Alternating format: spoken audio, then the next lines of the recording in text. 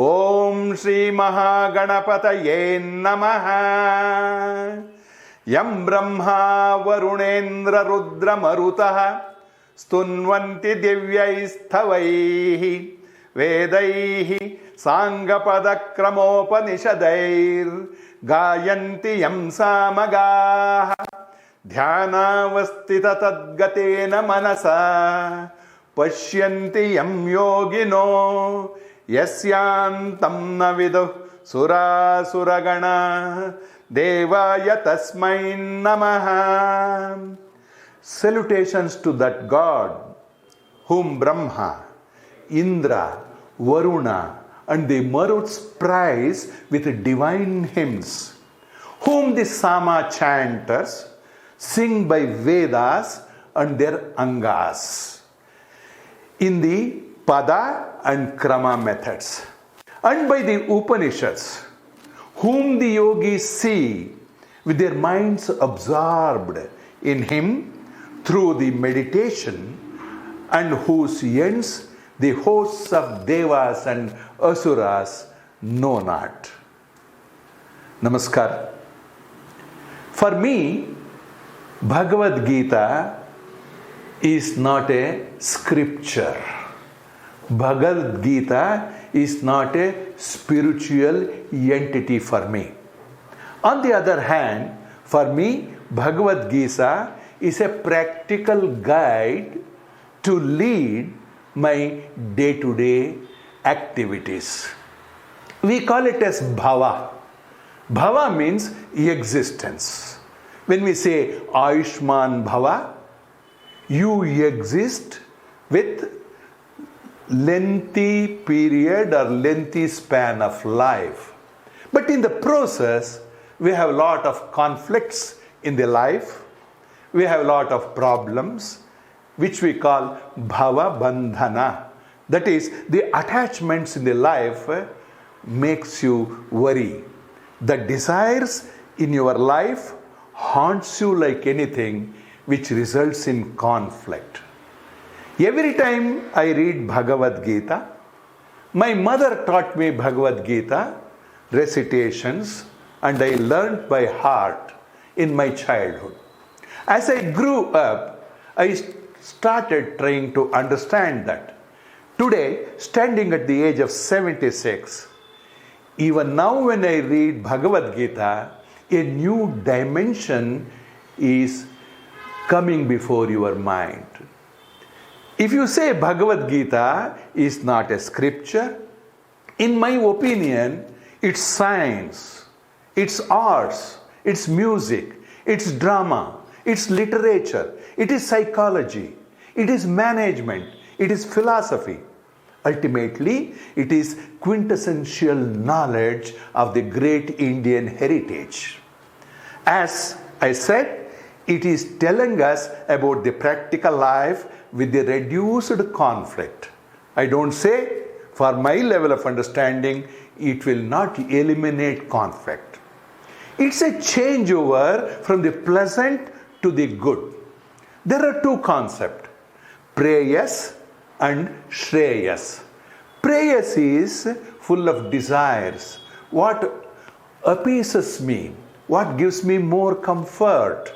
But shreyas is what is better, which elevates your mind and soul to a greater height. This changeover from preyas to shreyas, from what is containing as desires from that status, which leads you to the spiritual evolution and to an elevated path.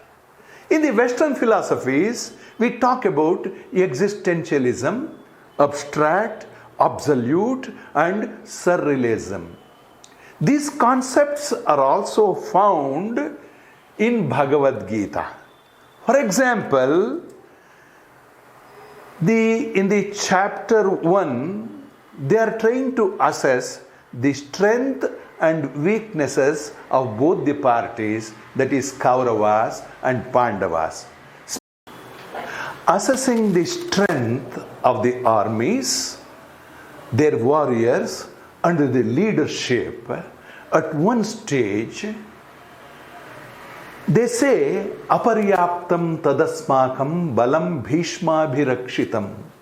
Paryaptam tvidametesham balam bhimabhirakshitam. Paryaptam is sufficient. Aparyaptam gives rise to a meaning insufficient. They are trying to project the army led by the great Bhishmacharya is insufficient, whereas the army led by Bhima is sufficient.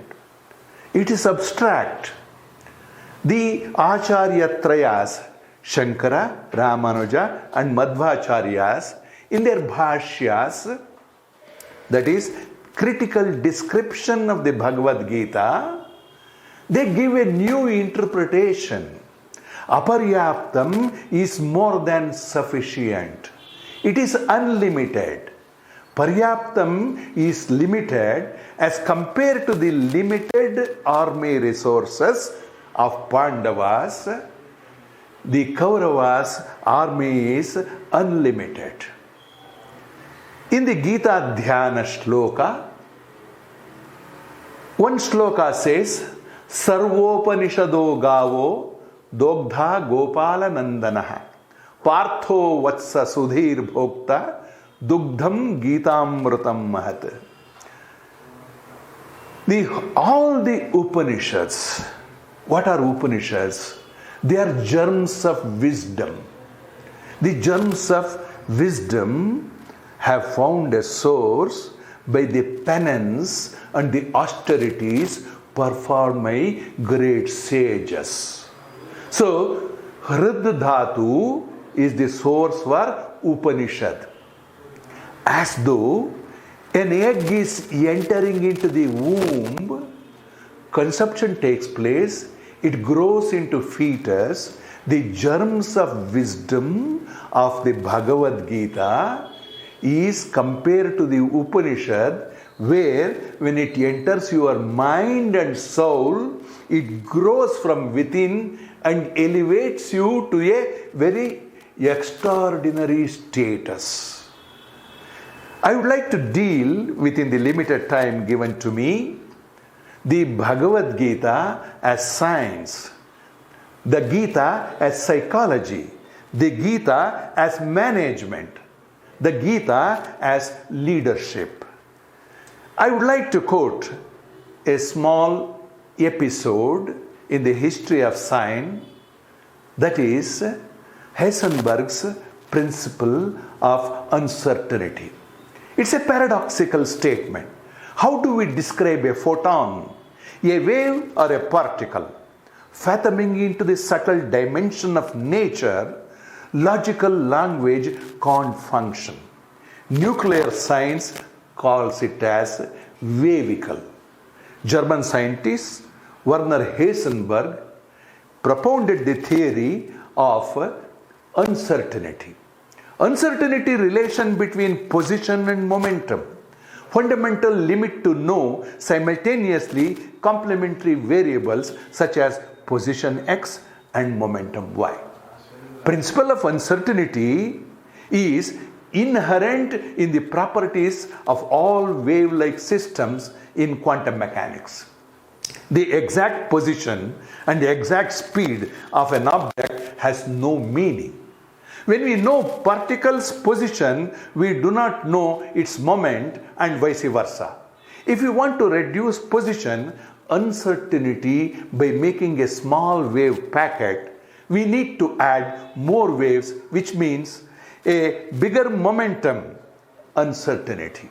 If we increase the wave packet to know momentum, it leads to bigger position uncertainty, and hence it is principle of uncertainty. Uncertainty is not measuring well or badly, but inevitable result of combining particle and wave motion. Uncertainty principle is not a practical limit on measurement, but it's a limit what properties an object can have built into fundamental structure of the universal itself.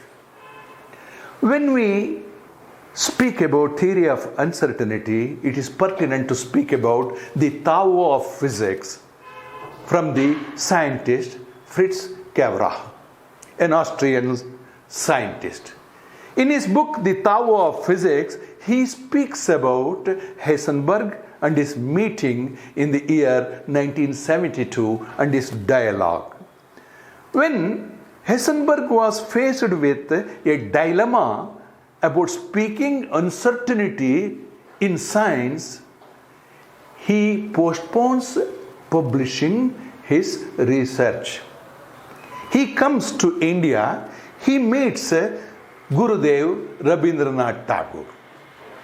The Cavrach says, while he was working on quantum theory, he went to India to lecture and was a guest of Rabindranath Tagore. He talked a lot with Tagore about the Indian philosophy.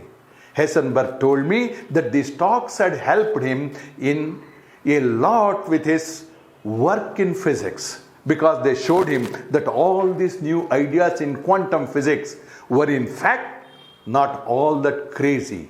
He realized there was in fact a whole culture and subscribed to very similar ideas. Heisenberg said that this was a great help for him. Similarly, Niels Bohr had a similar experience when he went to China. In the 13th chapter of Bhagavad-gita, speaking about Kshetra and Kshetrajna, the Gita says, Sarvendriya Gunabhasam Sarvendriya Vivarjitam Asaktam Sarvabhruchaiva Nirgunam Gunabhoktrucha Sarvam Bibirti iti Sarvabhrta, which sustains everything. Gunanam Bhoktru iti Gunabhoktru, enjoying the world through the gunas, shining by the functions of all, the senses, yet without the senses, absolute, yet sustaining all, devoid of gunas, yet he experiences them. It is as though it is there, it is not there. It is not the difference between it is there and it is not there, but still it is there, but it is not there. It's a theory. When you speak about Atma and the Panchendriyas, the presence of Atma is to enjoy without attaching itself to the Panchendriyas or the 5 sense organs and the sense objects. This was explained by one of the great monks of Ramakrishna order, Swami Chidbhavananda. Take a kaleidoscope, create hues of colors and project it on a screen. After seeing so many colors on the screen, if you project a blank screen, it is white. Where are the colors? The pictures do not get their colors from the screen, nor is the screen affected by those colors. Still, the screen helps the pictures appear in their true colors. Similarly, the 3 gunas are not in Brahman. All the same, Brahman aids the gunas shine in their colors and characteristics. The awareness of the gunas is possible because of the background of Brahman, who is all awareness. This is what Swami Chidbhavananda says. It completely, the theory of uncertainty when you speak about position and momentum. Let us briefly see the psychology. In psychology, the fear psychosis is explained in terms of anxiety disorder, appeal to fear, culture of fear, horror and terror, hysteria, nightmare, night terror, etc., etc. What's the fear? The fear of death, fear of the unknown, fear of the religion, fear of manipulation, fear of fiction and mythology, fear of athletics. When Arjuna, in the beginning he says, take me to those front of the war field, let me see with whom I am going to fight.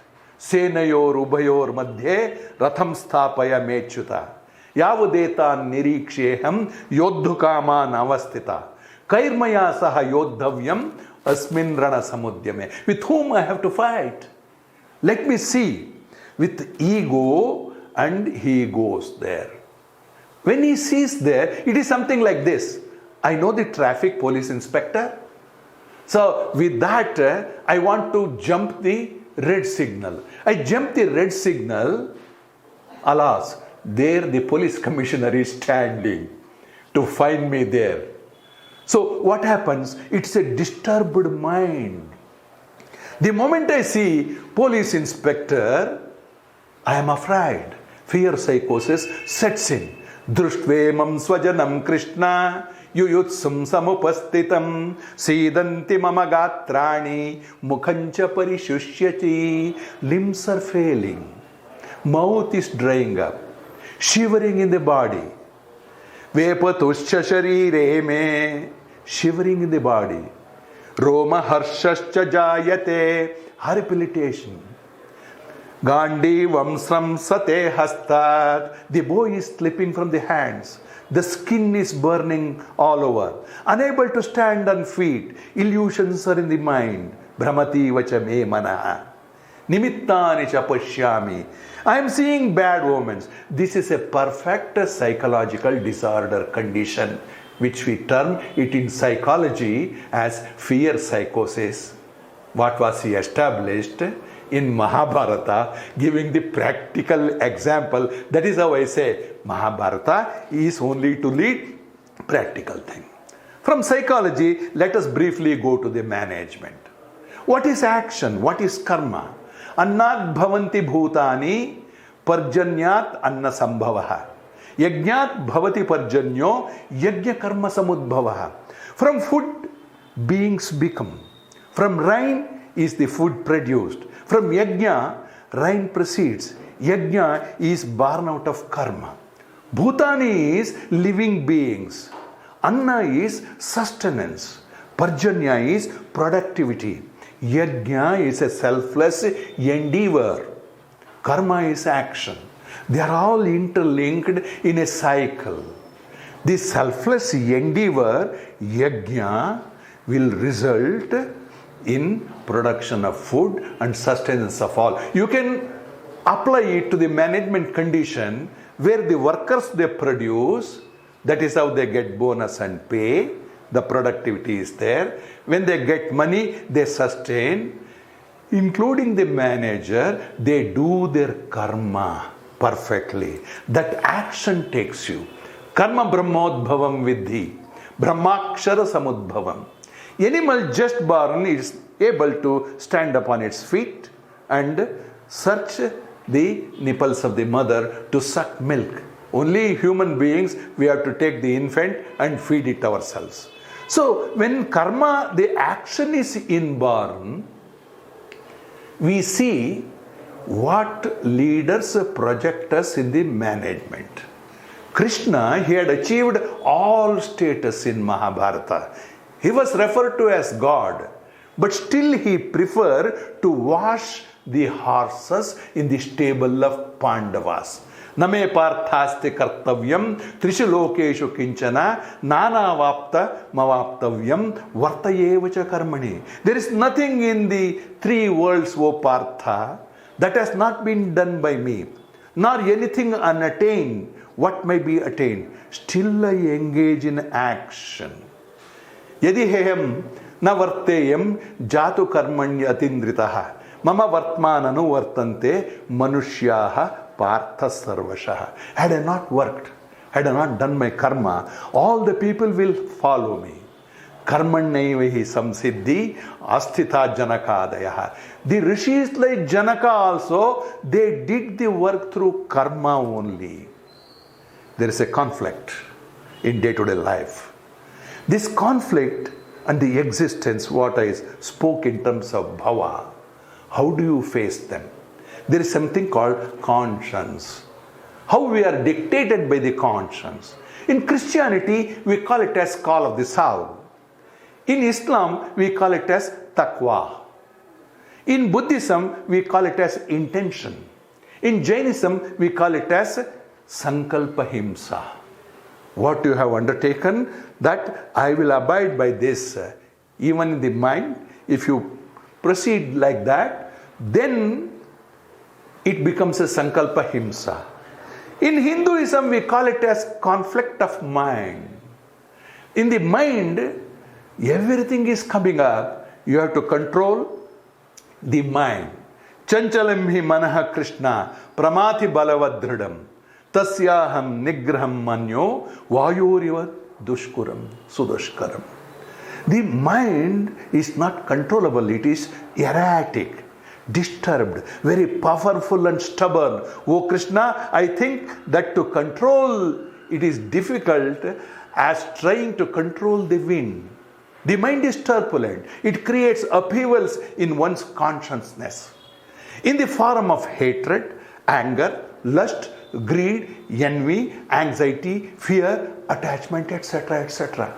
It is strong because it overpowers the intellect with its vigorous currents and destroys the faculty of discrimination. The mind is also obstinate because when it catches a harmful thought, it refuses to let go and continues to ruminate over it again and again. This is how we say control the mind. There is a vicious circle of creating the conflict. Bhagavad-gita explains it in chapter 2. Dhyayato vishayan punsaha sangasteshopajayate sangat sanjayate kamaha kamat krodho vijayate krodhat bhavati sammoham sammohat smriti vibramaha smriti bhramshat buddhinasho buddhinashat pranashyate. It's very beautifully explained. There is a visual circle. Contemplating the objects of senses. From a distance, I look at a beautiful girl. The moment you contemplate, it results in attachment. I want to go nearby her and talk to her. It generates a desire when there is attachment, when I go near her. Would you like to come with me for a cup of coffee? She refuses. It kicks up anger. Anger, it leads to infatuation. How come you can refuse me? I will see, somehow I will take you for a cup of coffee. It results in infatuation. The infatuation results in bewilderment of the memory. There are memory cells. If I have touched a hot plate, it is recorded. Next time I will not touch a hot plate. Now, memory is disturbed. Bewilderment memory occurs. It's failure of intellect, that is the power to discriminate what is correct and what is not correct. It results in falling down and falling down. T.S. Eliot, the Nobel laureate, says, London Bridge is falling down. The root cause is mind. With the turbulent mind, whether the experiences through the senses or sensual pleasures and pains are permanent. Matra sparshastu kaunteya shitoshna sukha dukkhada agama payino anityaha tantitikshasva bharata. The contacts of the senses with their objects create, O son of Kunti, feelings of heat and cold, of pain and pleasure. They come and go and are impermanent. Bear them patiently. Tantitikshasva, he says. When I have a pain, you give an analgesia injection. It is not eliminating the pain, but it is only blocking the communication of the pain to the brain. Can I have an injection which blocks my pleasures to the brain? Then I become a samachitta, man with equanimity of mind. Karmanyevadhikaraste is the most spoken shloka from the Gita. It is not that even a sannyasi wants a moksha, he wants a phala. Here the meaning is the result should become insignificant. You are not result oriented, but results will come because you are continuously doing the karma. Last point I would like to touch is about the leadership. Yadyadacharati shrestha tattatyeva itaro janaha sa yat pramanam kurute lokastadanu vartate. Whatever a leader sets an example, it is followed by the followers. As a leader, I set the example. This is pure management in Bhagavad Gita. Bhagavad Gita lists what should be the leadership qualities. Abhayam sattva samshuddhi jnana yoga vyavastitihi danam damascha yajnascha swadhyayastapa arjavam ahimsa satyam akrodha tyagam shantirapaishunam daya bhuteshvaloluptam mardavam hirachapalam tejaha kshama dhriti shauchamadroha natimanita bhavanti sampadam daivi abhijatasya bharata. Bhagavad Gita lists about 24 gunas as leadership qualities, are the Devas gunas. Abhayam, courage of conviction. Purity of heart, sattva shuddhi. Jnana yoga vyavastitaha, steadfastness in yoga and knowledge. Dhanam, quality to give. Damaha, control of senses. That's what Chanchalam hi manaha Krishna. How do I control? That is the issue. Yajnaha, selfless endeavor. Self-swadhyaya, self-study, self-development. Arjavam, straightforwardness. Act of harmonizing the thought, word and deed. What we call it as kaya, vacha, manasa. And in Christianity, what we speak in terms of thought, word and action. Ahimsa, non-injury, harmlessness. Satyam, truth, honesty. Akrodha, absence of anger. Tyaga, renunciation. Shantihi, serenity. Apaishunam, absence of crookedness or calumny. Daya, compassion. Aloluptam, uncovetousness, non-indulgence in enjoying others' materials. That is what's the basic thing spoken in Ishavasya Upanishad.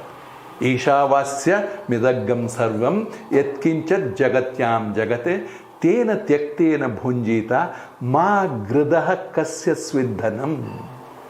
Don't aspire for others. Now, mardavam, gentleness. Hrihi, modesty. Today you get arrested on a corruption charge. When you come out of the jail, people come around you and make so big noise as though you have won a war. Mardavam, what we call social shame is not there. Achapalam, absence of fickle mind. Tejaha, vigor.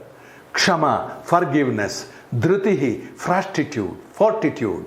Shaucham, purity or integrity. Adroham, absence of deceit. And ultimately, na atimanitaha, not too much of pride or ego. Ego kills. These are the qualities listed which should be possessed by a leader. Modern day management, it is reflected 5,000 years back. Bhagavad Gita is not just a scripture. You can apply it anywhere you want, but it is a guide which makes you feel your day-to-day life comfortable in the reduced conflict. Before I conclude, I would like to tell about the Gita Abhiyana in the Margashirsha Masa. And the Margashirsha Shukla Ekadashi, 11th day of the rising moon, Gita was taught on the battlefield of Kurukshetra. This Abhiyana is being done by Sonda Swarnavalli Mahasamsthana Swamiji Sri Sri Gangadharendra. I seek his blessings and I express my gratitude because he has invited me to speak on Bhagavad Gita within the limitations of my very